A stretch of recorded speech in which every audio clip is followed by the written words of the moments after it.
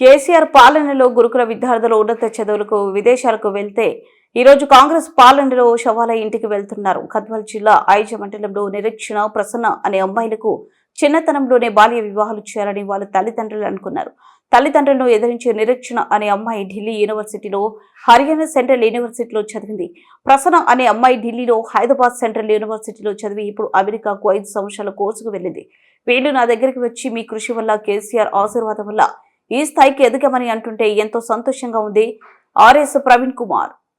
చిన్నతనంలోనే నేను పెళ్లిని తప్పించుకొని మా తల్లిదండ్రులు పక్కన ఇటుకల బట్టీలో ఎవరో పనిచేస్తున్నారు, ఆయనను పెళ్లి చేసుకో బిడ్డ, అందరి పెళ్లిళ్ళు అయిపోతున్నాయంటే కూడా నేను ఆ పెళ్లిని తప్పించుకొని మీ కృషి వల్ల, కేసీఆర్ గారి ఆశీర్వాదం వల్ల నేను విమానం ఎక్కి, మీ అందరి కృషి వల్ల విమానం ఎక్కి ఎమ్మెల్యేలు, ఎంపీలు, ఆగర్భ శ్రీమంతులు చదివే ఢిల్లీ యూనివర్సిటీలో చదివిన సార్ నేను అని చెప్పింది. అక్కడితోనే ఆగకుండా నేను ఇంకా బాగా చదవాలని చెప్పి నేను హర్యానా సెంట్రల్ యూనివర్సిటీలో చదివాను అని చెప్పింది.